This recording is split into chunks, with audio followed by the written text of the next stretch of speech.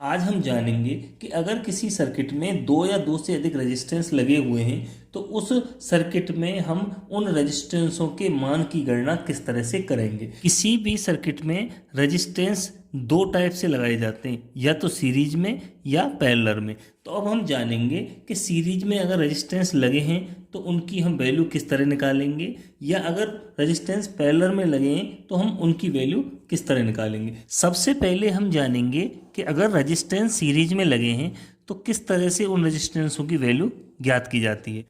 हमारे पास तीन रेजिस्टेंस हैं, R1, R2 और R3। इन तीनों रेजिस्टेंसों को हमने सीरीज में जोड़ा है।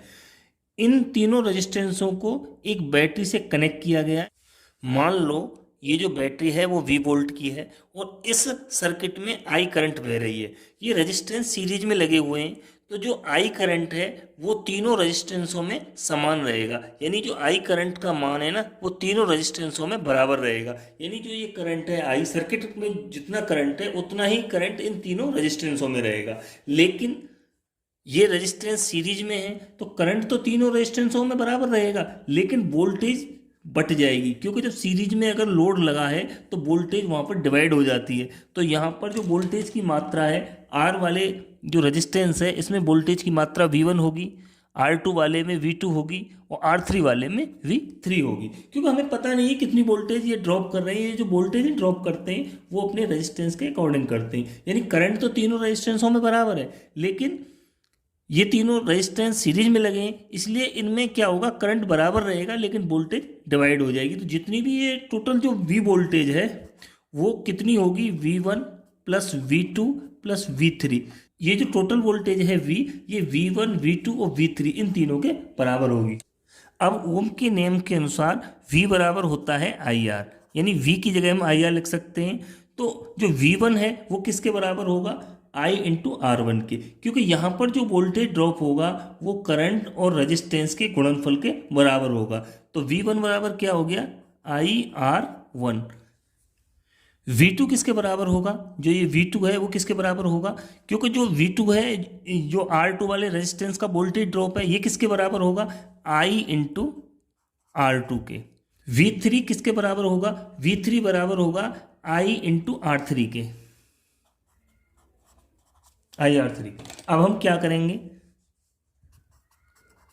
यहां पर I तीनों में समान है तो I कॉमन ले लेंगे।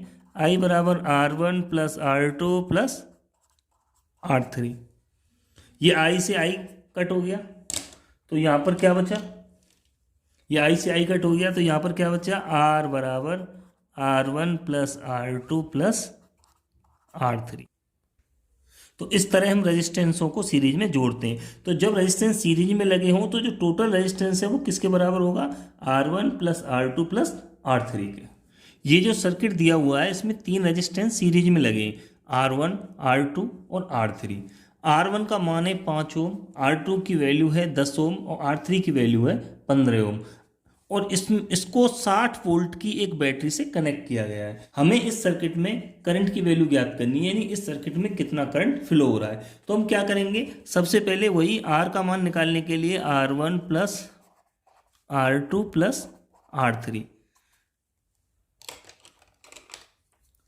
यहां पर R1 की वैल्यू कितनी है, 5 ओम, प्लस R2 की वैल्यू 10 ओम, प्लस R3 की वैल्यू 15 ओम। तो यानी ये हो गई 30 ओम। यानी जो इस सर्किट का जो टोटल रेजिस्टेंस है वो हो गया 30 ओम। और इस सर्किट में जो वोल्टेज है वो है 60।